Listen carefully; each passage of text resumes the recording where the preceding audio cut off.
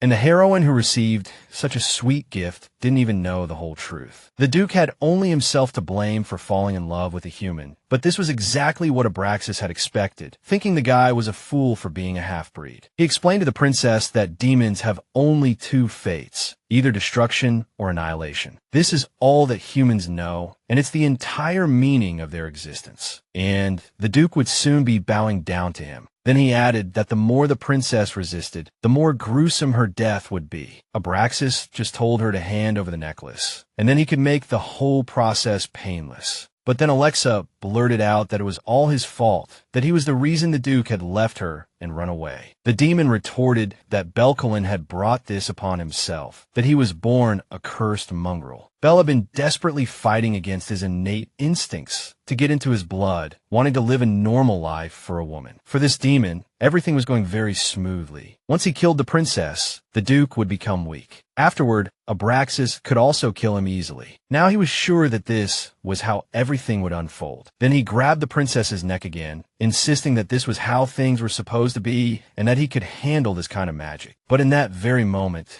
the demon suddenly felt a green energy begin to envelop him, and he let go of the girl. He realized she was the one doing it, constantly squeezing the unclean being with her magic, trying to destroy him. Next, she threw just an ordinary punch, but it was a damn heavy one, and the demon was sent flying again. Abraxas was about to go crazy, wondering how this energy, which had enhanced his demonic power, could now be turned against him. The princess said he might not know it, but she was no ordinary girl, reminding him that she was a beast. She felt stronger than ever before and remembered what Mora had said, that the power was tied to her determination. If Alexa could go back to the second before she was abandoned by the Duke, she would have made a different choice. She once thought she didn't even have a place to go back to. But in a life where she couldn't even make her own choices, someone was willing to extend a hand to her, Belkalon. Alexa also remembered that his own father had killed his brother, and his mother had not escaped the murderer's clutches either. After everything his family had been through, the princess didn't want him to lose his girl too. Now, the girl was determined to be with Bel no matter what. If anyone dared to stand in her way, Alexa would never forgive them, no matter who they were. Then, she condensed a ball of energy, saying that if this demon wanted her power so badly, he could have it. With that, she shot the energy ball at Abraxas, who immediately felt excruciating pain and coughed up blood. Then, the girl sarcastically questioned why he was resisting, since he wanted the power so badly. At this point, the demon felt very weak, and the princess grabbed him by the scruff of his neck, preparing to throw another punch. Alexa lifted the demon, explaining that because he had tried to attack her earlier, her magic was emitting immense energy. He started screaming, begging her to stop, but the girl explained that this was just weakened magic. Then Abraxas began to threaten her, saying he would tear her to pieces if she didn't return the power. She didn't like this threat and became even more furious, asking how he planned to kill her. Then she reminded him that Belkalon had changed ever since that fake priest showed up. She realized it was this demon who had deceived him with his vile flattery. She could tell from the look on the Duke's face when he made that terrible choice. Alexa would never forget that, and now she was certain it was Abraxas who made Bel leave her. Realizing this guy was a complete villain, the princess prepared to make him pay dearly. A huge burst of energy erupted from her again, while the demon gathered all his strength to push Alexa away. A dark mark formed where he had pushed her shoulder, proving how powerful the blow was. Abraxas's hand also turned black, but he was still glad to be alive. After that exchange, he knew the princess was still human, even if she was a beast with incredible power. The demon remembered she was different when he first met her, and now he realized she had been hiding her power all along. He was also calculating his next move. He had to attack her again before her body could recover, and he had to strike first. Abraxas gathered power in his hands again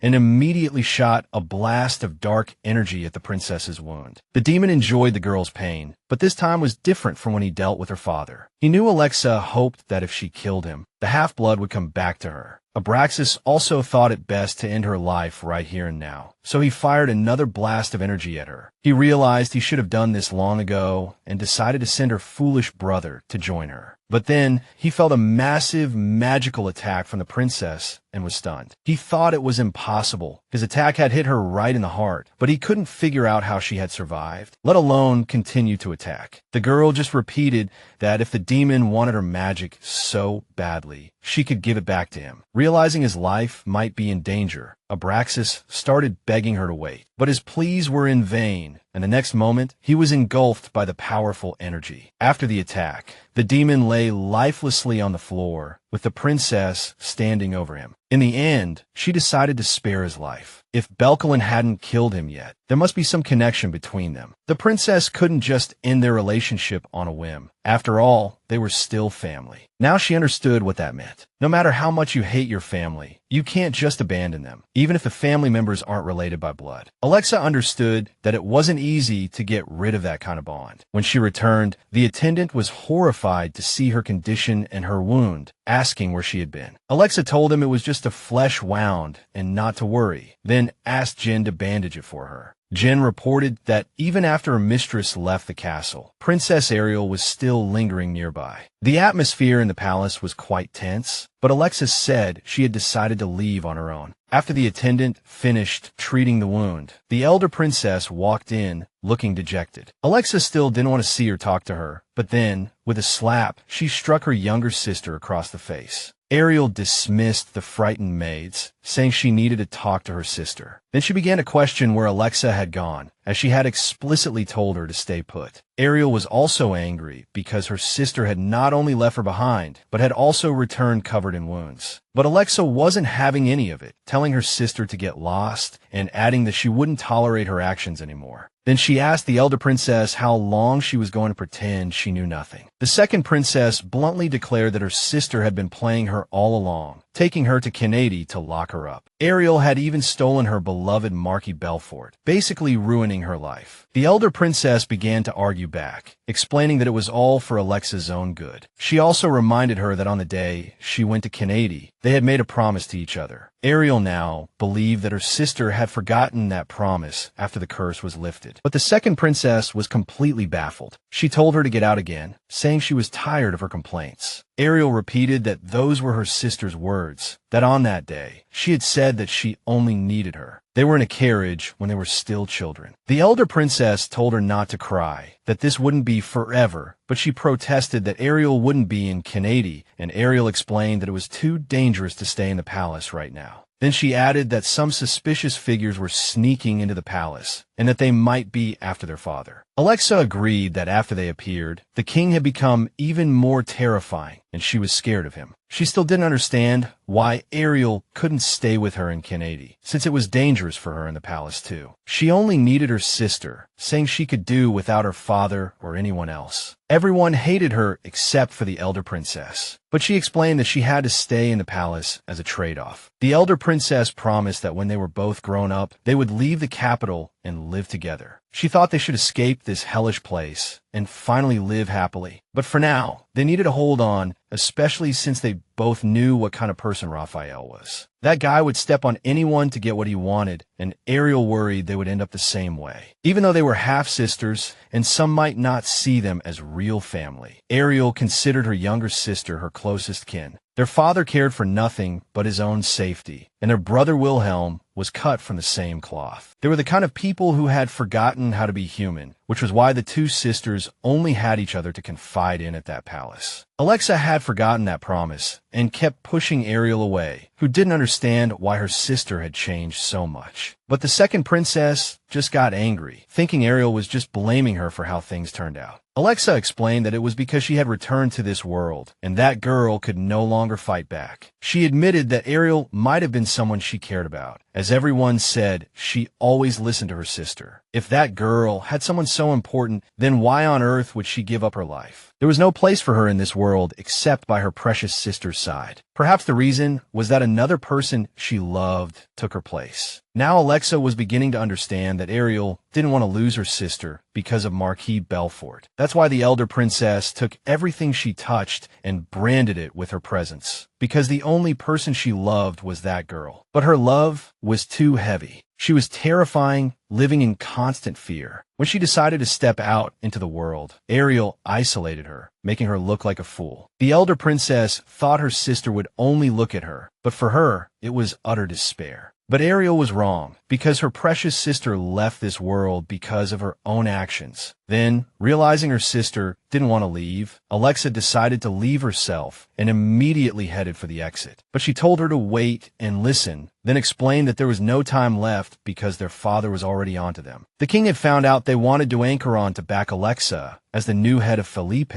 and he knew the Ergen family was supporting it. Then the elder princess confessed that their father was planning a surprise attack on the Marquis and the Count tomorrow. Now that Alexa had run off, they were running out of time. Ariel had already prepared an escape route. She told her sister to use it to escape, but her sister didn't understand why. Then the elder princess explained that the king feared Alexa more than anyone, and she was the next one to be eliminated. If Raphael III saw this as a rebellion, there would be no turning back. She reminded her again how evil and terrifying their father was, adding that he would kill Alexa outright. The girl wondered if the king would kill his own princess, then realized she wasn't even a real princess. Afterwards, the second princess confessed to her sister that her father wasn't Raphael, but Prince Alexis, leaving Ariel stunned by the news. Alexa said she wouldn't run away, and that was her final decision. But the elder princess thought it was utter nonsense. She pointed out that even if Alexa was a beast, she would be facing her father's entire army, and a single wound wouldn't be the end of it. Just then, Alexa explained that the little monster had been locked away for years because Ariel had decided everything. That girl just wanted to be happy again, and now she had been turned into a hunting dog. The second princess wasn't going to hide. She decided to face them head on, because if she ran away without doing anything, this guy would have nowhere to go either. If Ariel still considered her family, then she needed to think hard about what she was doing right now. Later, at Duancaron's estate, the chancellor was reporting that the army was ready and in position. All that was left was to give the signal, and everyone was ready to attack immediately. Just then, the Marquis arrived. He admitted to Duancaron that he had heard the news and wanted to know what was happening. The instructor explained that the nobles' private armies were fully armed, which meant a rebellion. Belfort wanted to know why it was so sudden and learned that the royal army would raid them tomorrow, so they had to resist. The Marquis still didn't understand how the king could launch a secret raid, as he had no right to do so. Lewis explained that it was an emergency order, but if the king accused him of treason, he had plenty of excuses. The prime minister also confessed to the Marquis that he sensed the king's end was near. Belfort said that in that case, they couldn't send the soldiers to their positions. They needed to meet with the other ministers and discuss everything. Then the Marquis suddenly realized that if the situation was just escalating, the princess could also be in danger. But the instructor told him not to worry, explaining that Alexa was already very close to His Majesty. A few hours earlier, the princess had come to see the chancellor, and he confirmed that she was ready and hadn't run away. She couldn't run because she needed to make space for the one who was supposed to return. This was why she was going to fight back,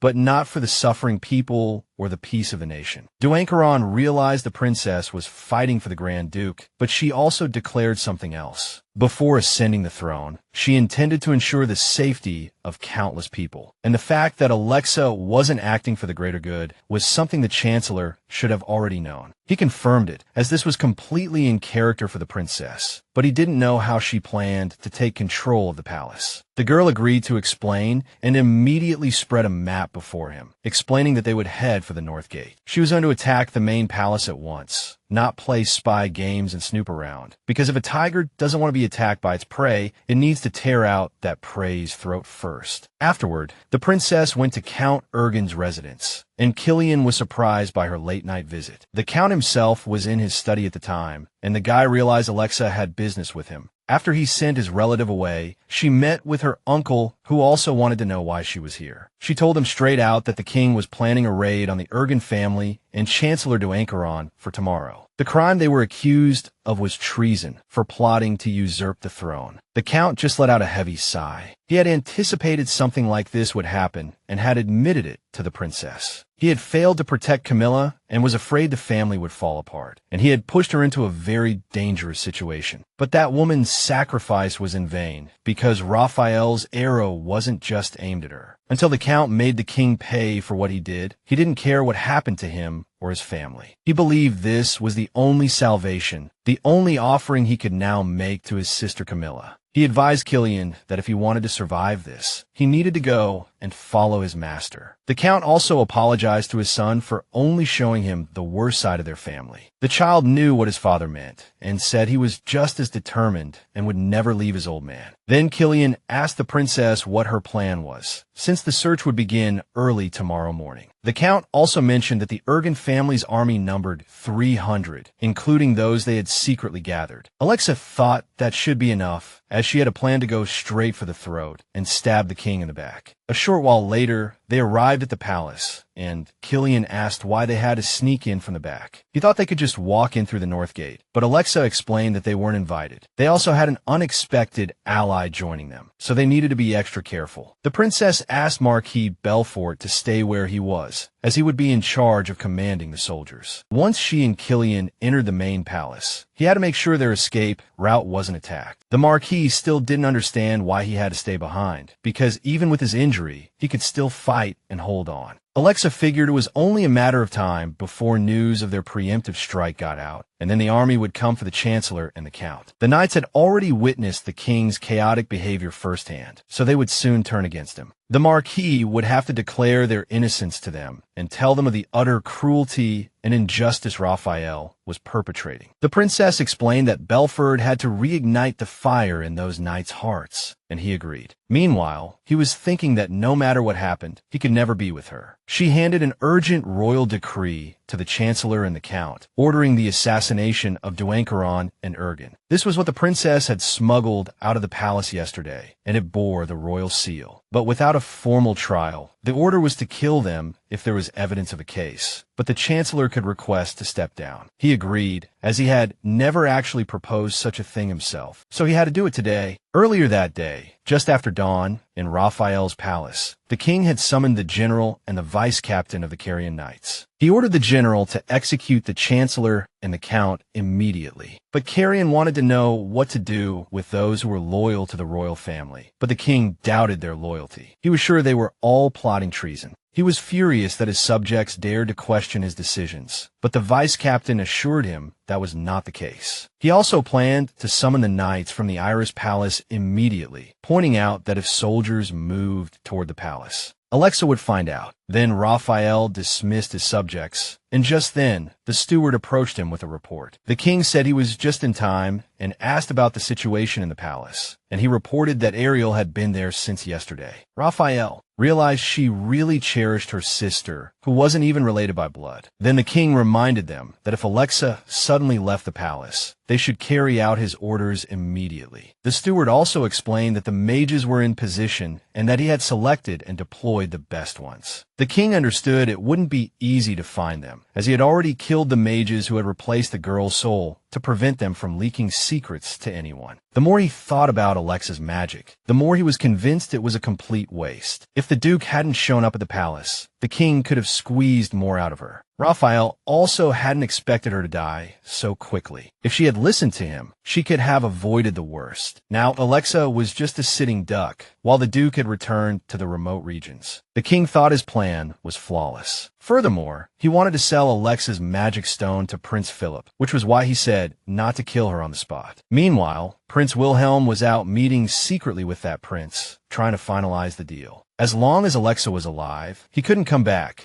because the peace was over and everything was back to the way it was. Back at Ergen's residence, the king's soldiers were raiding the place, turning it upside down in search of the Count. But to no avail. A knight reported to the vice-captain that the residence was empty, but he didn't believe it. They didn't have time to escape the town. At Duancaron's residence, the general immediately started shouting for the Chancellor to come out and receive his royal order. One of his knights approached him and told him of a problem. His Majesty the King was in danger. The general realized the palace was under attack, but he couldn't believe it. He ordered the outer guard to be summoned immediately. They had to stop the rebels at all costs. He told his soldiers that their targets were the forces of the Chancellor and the Count. Upon reaching the palace, the archers prepared to fire, but they noticed their arrows were just bouncing off. The enemy. Killian explained that the armor was made from the hide of a magical beast, and now he was glad they had gone to so much trouble to get it. Alexa ordered them to keep casualties to a minimum and try not to die. They needed to suppress the enemy and take their weapons. Meanwhile, the frightened king was interrogating his subjects, asking how the enemy got in. They reported that they came in through the north gate, wearing strange armor, and that they couldn't be harmed at all. Raphael remembered the mages were still here and then started asking where Princess Alexa was now. Just then, the doors were thrown open and she walked in, explaining that if her father summoned, she must respond. She noticed the king looked very upset, as if he hadn't expected her at all. Raphael was completely confused, as he thought the second princess was supposed to be at the Iris Palace. But since things had come to this, he felt he had to appease her and get her closer to the mages. He told her she had come at the right time, and that she needed to judge those who posed a threat to Felipe.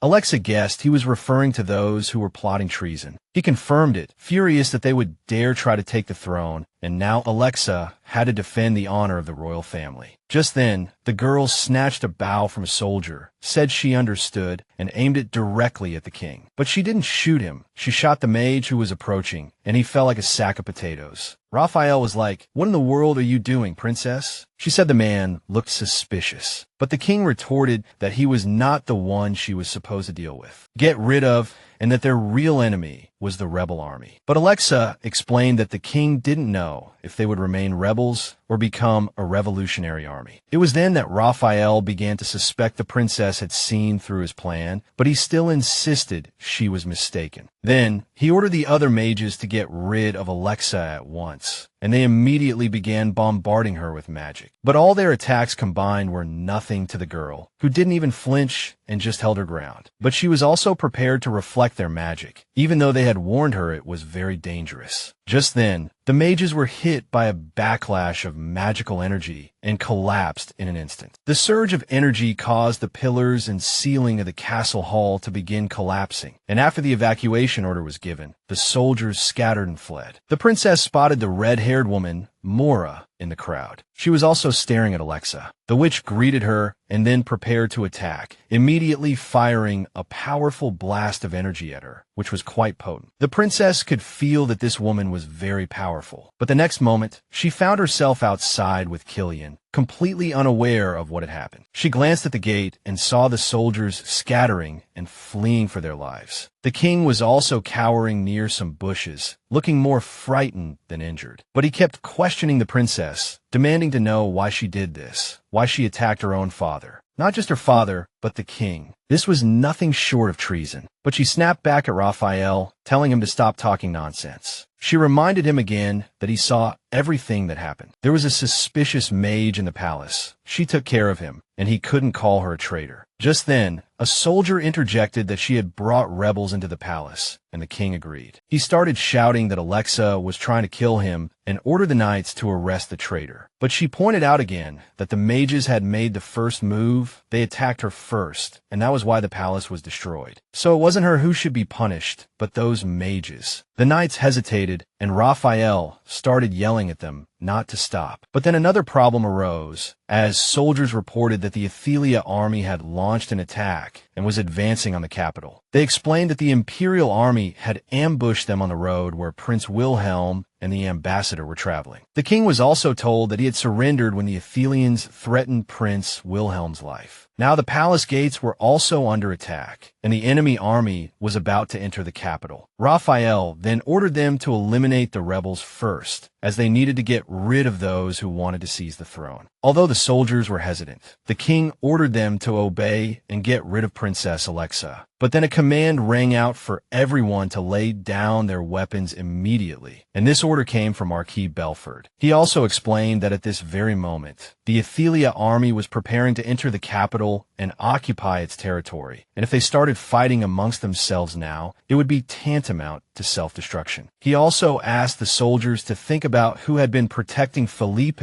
until now, who had been protecting them from the enemy. The king told the general to shut up, saying they had already lost to the Athelia army, and there was no point in worrying about the country's safety. Then, he ordered the knights to escort and protect him, because even if the enemy attacked, they must prioritize the king. He also ordered the people to be evacuated, but the knights had to take all the royal valuables with them. Just then, Alexa shouted to Killian and the Marquis to regroup the troops immediately. Raphael didn't understand what she intended to do, as he had just ordered a retreat, but she wasn't listening at all. She wasn't going to argue about her independent actions, but she was willing to accept the king's view of her as a traitor. Then, Alexa turned to the soldiers and told them they could retreat with the king if they wished, but she would remember all the cowardly deserters. The princess herself declared that she would not run away. She would stay and defend Felipe.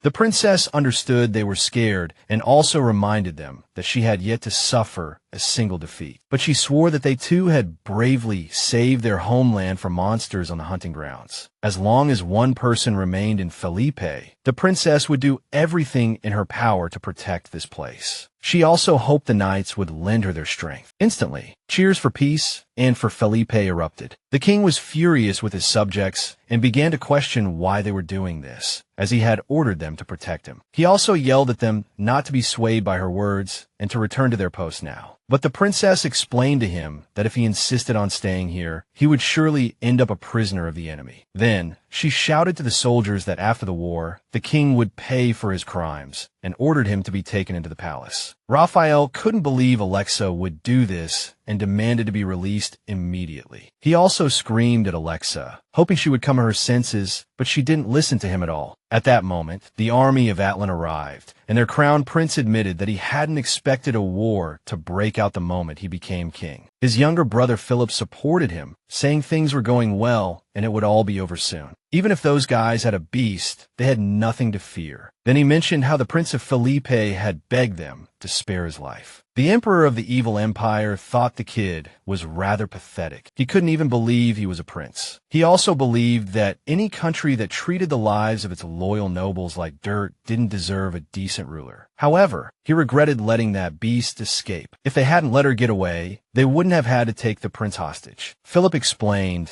that she was a complete lunatic and that it would have been easier to persuade the Grand Duke. Just then, a soldier reported to the emperor that the beast was setting up an ambush nearby and His Majesty needed to move to a safe area. But at that very moment, the emperor felt a pain in his shoulder. Then he saw blood and realized he'd been hit by an arrow. He looked in the direction the arrow came from and saw the princess aiming at him from a tower. He guessed that person was the beast of Felipe, because at the same time, the soldiers began to shout that Alexa had come save them. The soldiers of Atlan were terrified to hear that the beast had arrived, and many of them were also hit by arrows. Now, the soldiers of Felipe were ready to attack the enemy, as the princess had cleared the way for them. Prince Philip asked his brother what to do next, knowing they could be in big trouble. But his brother said that since Alexa had greeted them in this manner, they should return the favor. The emperor immediately grabbed an arrow and aimed at the tower where the princess was shooting from. The girl saw that the enemy monarch was a rather good archer, as the arrow was flying straight for her face. But she was agile and experienced, catching the arrow out of the air before it could pierce her. The emperor thought this move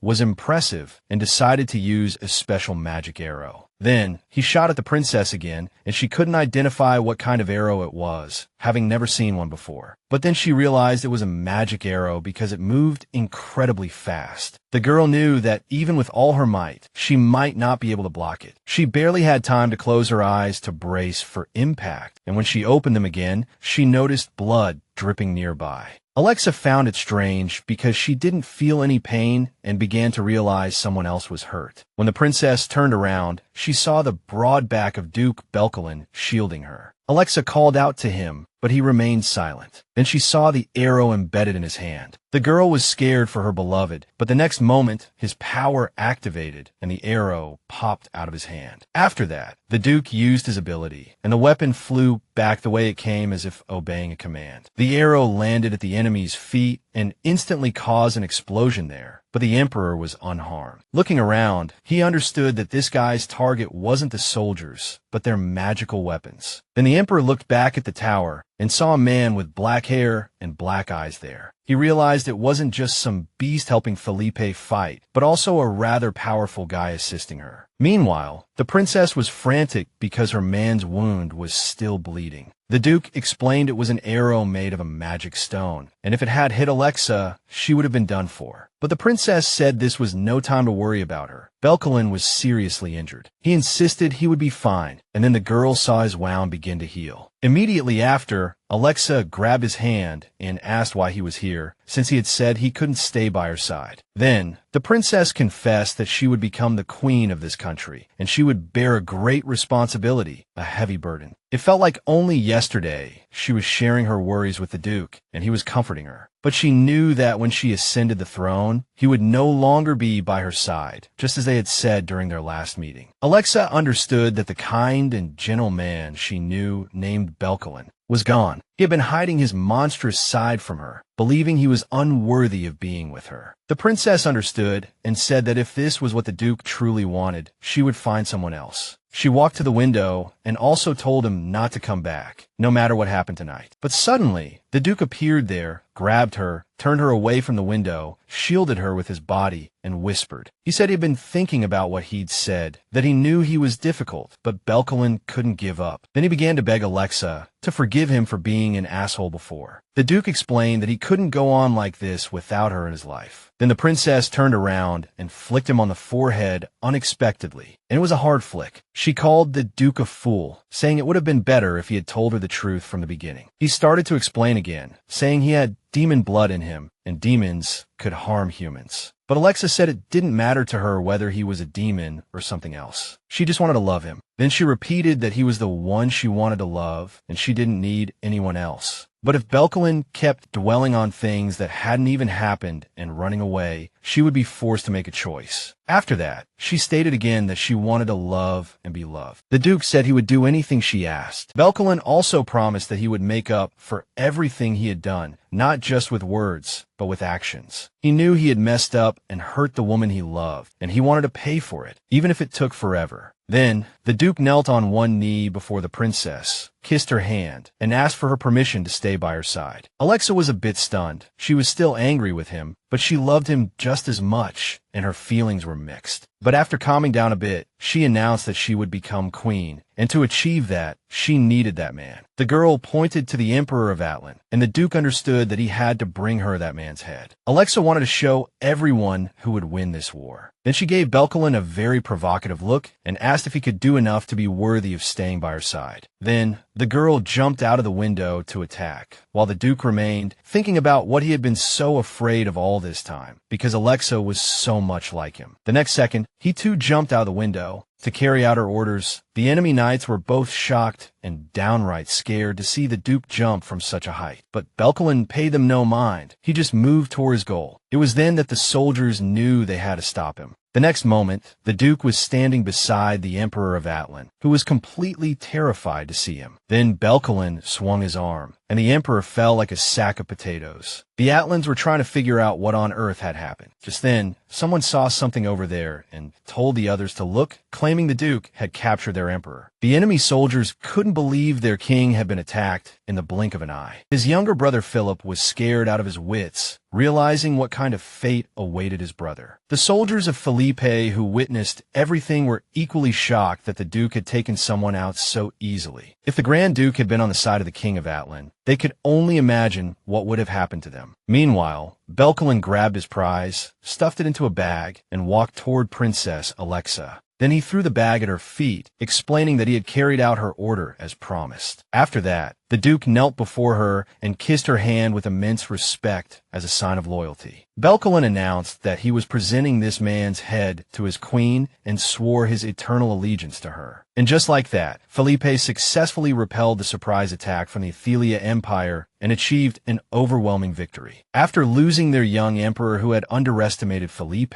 the Athelia army fled back to their homeland in a hurry. As Felipe was smaller and weaker compared to their empire, the Athelia emperor had clearly expected to win the war. But he had overlooked a key factor, a girl known as a monster, and a demon who could crush a human in an instant. And so, the news of their victory spread throughout the continent, far beyond the borders of Felipe.